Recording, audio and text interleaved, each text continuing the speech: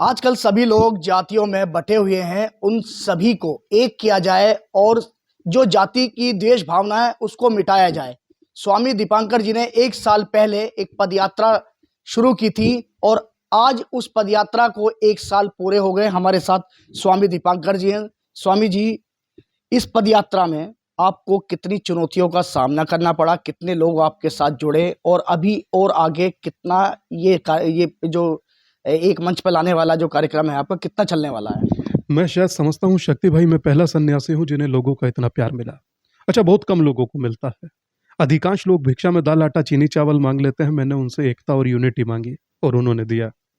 2022 23 नवंबर को देवबंद से शुरू हुई थी ये भिक्षा यात्रा और इसने पश्चिमी उत्तर प्रदेश के तमाम कस्बे, गांव, शहर, गली, मंडल सब कवर किया। आज इस यात्रा का परिवार 50 लाख के पार हो चुका और इस यात्रा का मकसद बहुत सीधा है। मुझे आपसे कुछ नहीं चाहिए, ना भौतिक संपदा, ना मुझे आपसे कोई द्रव्य चाहिए। अगर मुझे एक भिक्षा दे सकते हो तो एक हिंदू होने की दीजिए, जातियों में ना बंटने की दीजिए, एक सनातनी होने की दीजिए। तो मैं समझता हूं कि जब ऐसी भिक्षा मांगता हूं तो लोगों का उत्साह 7वें आसमान पर होता है। इस प्रकार लोगों का उत्साह देखकर मुझे लगता है कि 50 लाख पर रुकना नाइंसाफी हो जाएगा। जब हैं 80-90 करोड़ तो 50 लाख क्यों? संख्या भी करोड़ों में होनी चाहिए। और मुझे लगता है कि ये मैं नहीं, संत रविदास करते थे कि जाति पाति पूछे नहीं कोई, हरि को भजे सो हरि का होए। जब हमारा हरि सबका है और हरि सबके हैं तो फिर हम ही लोग जाति में क्यों बटे? अच्छा, बांट इसलिए दिया जाता है क्योंकि मात्र इंसान को राजनीति करना है, बोले हम जातिगत जनगणना करा देंगे।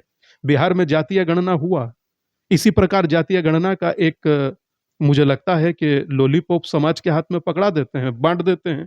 मगर मुझे दुख होता है, 1932 में यरवदा जेल में महात्मा गांधी थे।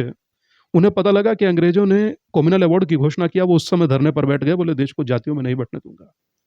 जब पता लगा, राजीव गांधी जी को सुन रहे थे, उन्होंने कहा कि मैं जाति विहीन समाज की परिकल्पना और कल्पना करता हूं, तो मुझे बहुत अच्छा लगा। मगर आज जब राहुल गांधी को सुनता हूं, बोले कि जिस दिन सरकार में आए जातीय गणना कराऊंगा या जाति जनगणना कराऊंगा।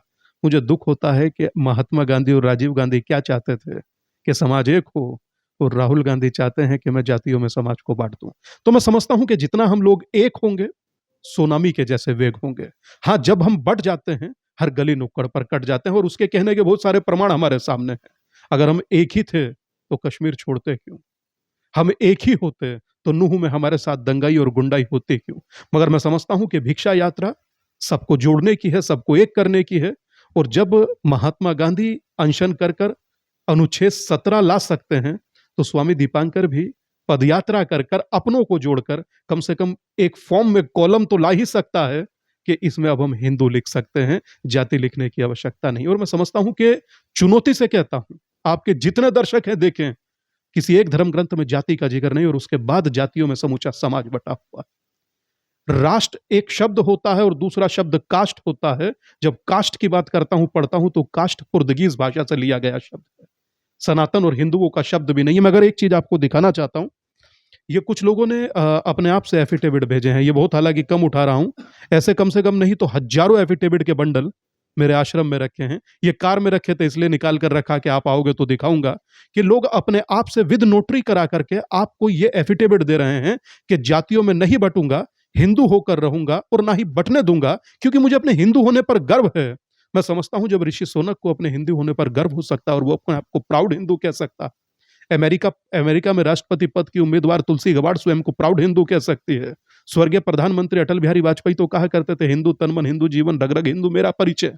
और स्वामी विवेकानंद कहते थे, मुझे हिंदू होने पर गर्व है। तो मैं समझता हूं कि आज इन 50 लाख लोगों को हिंदू होने पर गर्व है, कल पूरे हिंदुस्तान के हिंदू और सनातनियों को हिंदू होने पर गर्व होगा। और मैं स्वामी दीपांकर स्वयं हिंदू होने पर बहुत गर्व करता हूं। स्वामी जी, आपसे एक सवाल है, क्योंकि पश्चिमी उत्तर प्रदेश में आपने काफी जो जिले हैं वो कवर किए हैं, आप गली गली मोहल्ले मोहल्ले गए, तो बीच में देखा गया कि यहाँ बीच में कुछ राजनेता हैं जो लड़ाई की बात शुरू कर देते हैं, जैसे मिहिर भोज को लेकर ठाकुर करने लगते हैं कि, और तो कहते हैं ये गुर्जर समाज करने लगते हैं। तो समाज वाला ये जो इस समय आपके दिल को कहीं ना कहीं ठेस पहुंचती होगी। एक तरफ तो आप चल रहे हैं सबको जोड़ने के लिए, और कहीं ना कहीं बीच में कुछ ऐसी बातें आ जाती हैं जो कि सबको आपस में अलग करने पर ये तुल जाते हैं लोग। देखिए, भारत एक ऐसी चीज है, जब बात भारत की आती है, सनातन की आती है और राष्ट्र की आती है, तो ये चीजें अपने आप कहीं पीछे रह जाती हैं और इंसान का राष्ट्रवाद के प्रति प्रेम समर्पित होता है। मेरी यात्रा सहारनपुर के सबसे बड़े जो गुर्जर समाज का गांव है जंधेड़ा समाजपुर, वहां हुई। एक ठाकुर समाज का सबसे बड़ा गांव है रनखंडी, वहां हुई। दोनों हाथ पकड़ कर साथ चले तो मैं समझता हूं कि दादा वही भारत है, वही सनातन है, वही हिंदू है। और मैं समझता हूं कि बस हम लोग बचकर रहें उस सियासत से जो हमें बांट देती है। मुझे आज भी याद है माँ भारती के रक्त के क्या बिंदु गिने जाएंगे, जातियों में बांटकर अब हिंदू गिने जाएंगे। और अगर हिंदू गिने गए तो ये इस देश के लिए सबसे बड़ा गुनाह होगा कि यहां से फिलिस्तीन तक सबको एक कर रहे हो और पड़ोसी को इतना बांट दिया कि पूछ रहा है कौन जात हो।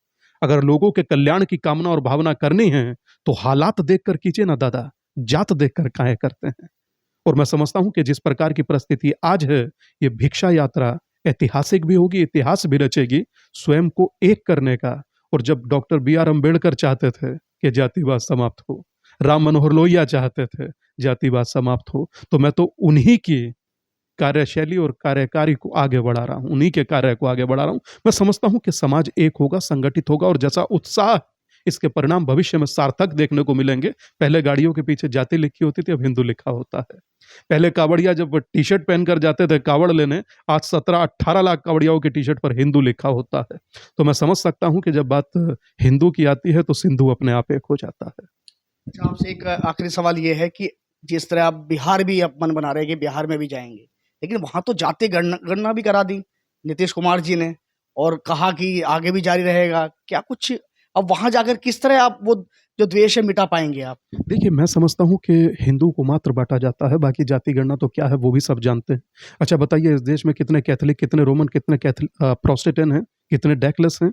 कोई नहीं बताएगा। इस देश में कितने शिया, सुन्नी, बरेलवी, देवबंदी, अहले हदीस, कमरिया, घोसी, ज्ञाना, तेली, पुंबे, जुज्जे कितने हैं? बताइए ना दादा, कोई नहीं बताएगा। इस देश में सब बताएंगे, ठाकुर इतने, जाट इतने, गुर्जर इतने, पंडित इतने, यादव इतने, वाल्मीकि इतने, दलित इतने, कुर्मी इतने, ये सब बताएंगे। और जिस प्रकार आप बिहार की जातिगत जनगणना या जातीय गणना की बात कर गए तो मैं हैरत में इस बात से लेकर हूं, सबसे कम है वहां पर नीतीश कुमार और मुख्यमंत्री बने हुए, और सबसे ज्यादा जो है उनको मंत्री तक नहीं बनाया। तो मेरा अपना कहना है कि पांव पर कुल्हाड़ी मारे हैं, कुल्हाड़ी पर पांव, ये तो तय वो करेंगे, मगर गिनना जरूर चाहिए इस देश में कितने रोहिंग्या और कितने बांग्लादेशी।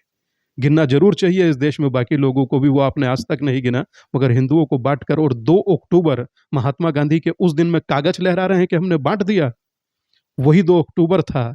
उन्हीं महात्मा गांधी ने पुणे की यरवदा जेल में अपना अनशन शुरू किया था कि देश को जाति में नहीं बांटना चाहिए। उन्हीं के कथित उत्तराधिकारी जब लोगों को जाति में बांटते हैं तो कष्ट होता है। देखिए, स्वामी दीपांकर हैं जो साफ तौर पे कह रहे हैं कि तुम बांटते रहो, मैं जोड़ता रहूंगा। तो इनकी जो पद यात्रा है 1 साल पूरे हो गए हैं और अब यह आगे भी जारी रहेगी, जैसा कि स्वामी दीपांकर जी का कहना है कि सभी हिंदुओं को एक मंच पर लाना है और देश को आगे बढ़ाना है। गाजियाबाद से एबीपी न्यूज़ के लिए मैं शक्ति सिंह।